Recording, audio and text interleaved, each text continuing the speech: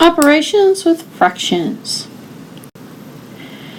Now, when we deal with fractions in the course of both courses, you should be able to add, subtract, multiply, and divide, and give your answer as a reduced fraction. Now, the thing is, at this point in your college career, we're not interested in doing the arithmetic by hand. That's beyond the scope of what we're trying to do. Now we're trying to just get the answer. The decisions are going to be whether you add, subtract, multiply, or divide, and the arithmetic is just a byproduct. So if you're going to be using a technology, this section is just to make sure that whatever technology you're using it correctly. Most technology that will handle any sort of fractions is also programmed to follow the order of operations.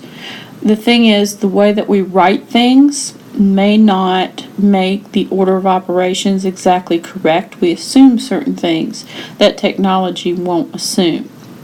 Whenever you're using fractions in some sort of device, a safe decision is always to make sure you enclose a fraction inside parentheses. It's actually not always necessary, but instead of trying to remember when it is and when it isn't, the parentheses never hurt. So if I want to work this problem in a calculator, I wouldn't type it in the way it looks. Instead, I'm going to use my parentheses that, again, the calculator should come with. And I'm going to start with parentheses, and when I type in 2/3, remember I'm using the division sign. Putting it in parentheses makes the calculator understand it's a fraction of 2/3.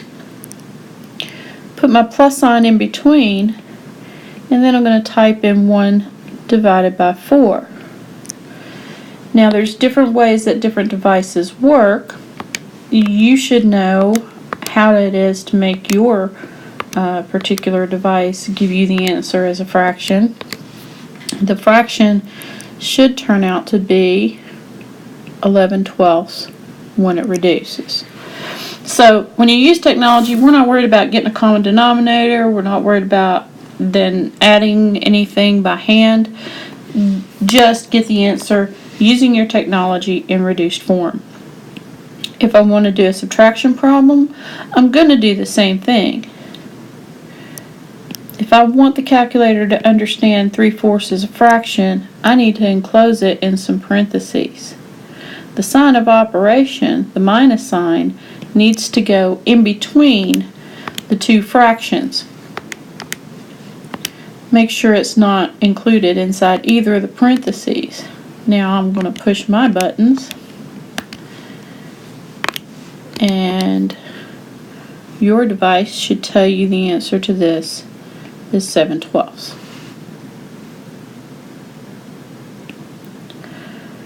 Multiply. Keep the 2/3 in parentheses. Put the multiply in between. And put 3/4 in the other parentheses.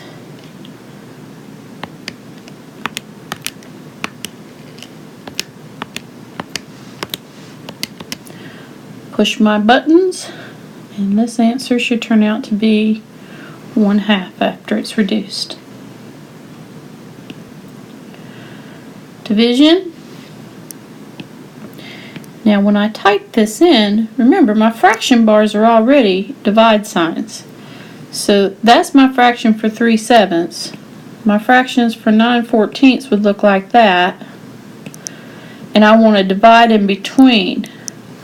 So that's a bit of a mess, but you got to make sure that division sign is in between where one fraction closes and the other one opens.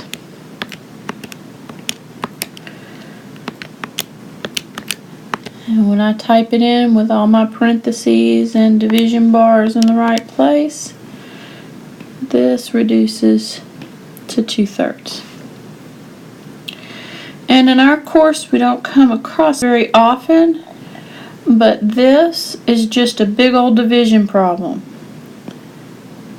2/5 is going to be divided by 3/4. So that's the way I would write it. Just like the division problem we had a second ago. Make sure that division bar is in between the two fractions.